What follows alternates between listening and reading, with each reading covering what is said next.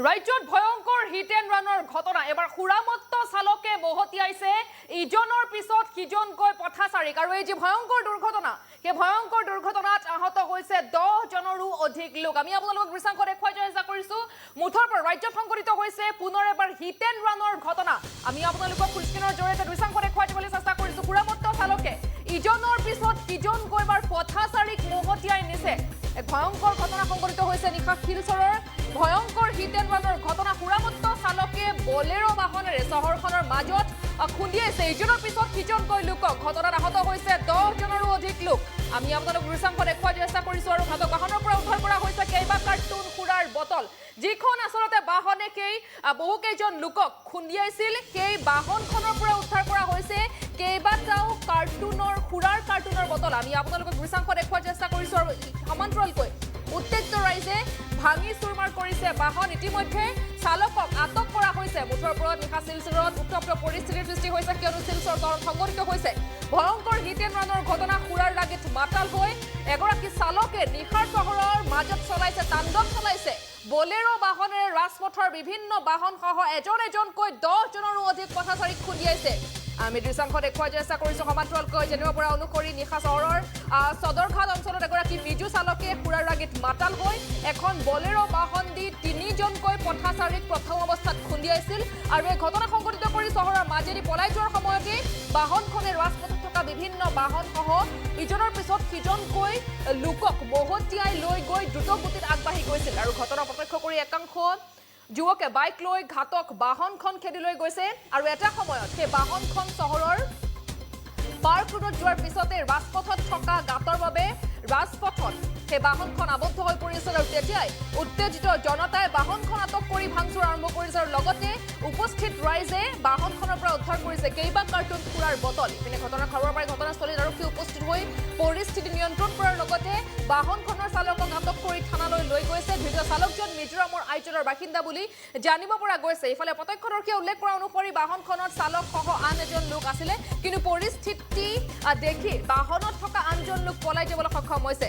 ভয়ংকৰ ঘটনাত 10 জনৰো অধিক লোক সংকটজনক অৱস্থাত আছে বুলি জানিব পৰা গৈছে আৰু ইয়াৰ মাজত এজনৰ অৱস্থা অতি সংকটজনক বুলি জানিব পৰা গৈছে। যিটো প্ৰথম অৱস্থাত 3জনকৈ পথাচাৰীক মহতিয়াইছিল, তাৰ পিছতেই যেতিয়া মহতিয়াইছিল তেতিয়া পলাবলৈ চেষ্টা কৰিছিল সেই বাহনখন পলাবলৈ চেষ্টা কৰোঁতে বহুখিনি যুৱকে দেখি আছিল। দেখি থকাৰ পিছত সেই বাহনখনৰ পিছে পিছে বাইক লৈ সেই যুৱক কেইজনে গৈছিল, কিন্তু তেনেকুৱা সময়ত সেই বাহনখন ধৰিব পৰা নাছিল যুৱক কেইজনে।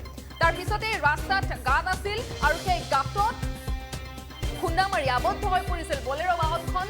গাঁতৰ বাবে আগবাঢ়ি যাব পৰা নাছিল আৰু সেইবাবে ৰাজপথৰ মাজতেই সেই বলেৰো বাহনখন আবদ্ধ হৈ পৰিছিল আৰু আবদ্ধ হৈ পৰাৰ পিছতে উত্তেজিত ৰাইজে সেই বাহনখন উদ্ধাৰ কৰিছিল। তাৰ উপৰিও বাহনখনৰ পৰা উদ্ধাৰ কৰা হৈছে কেইবা কাৰ্টুন সুৰাৰ বটল।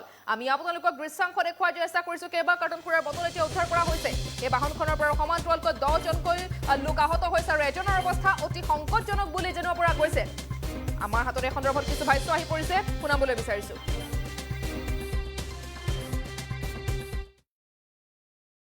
हमारे मार्चे म्यूनिसिपालिटीर অফিসের সামনে। আপনার নাম কি দা? আমার নাম রেনু লস্কর। আচ্ছা, আমি 7 নম্বর ওয়ার্ডের বাসিন্দা।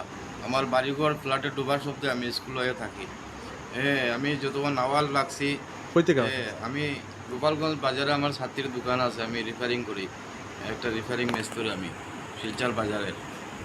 আমি যখন দোকান থেকে হাঁটিয়া সাইডে পড়ি, আমি যতটুকু মিউনিসিপালিটির অফিসের অন্য আইছি, হঠাৎ দেখা যায় কোনো আওয়াজ কিছু পাওয়া গেছে না, ওলা স্পিডে আইছে, আমার পিছে বাড়ি মেরে আমি সাইডে ফেলাই দিছে। কিতা গাড়ি আছে?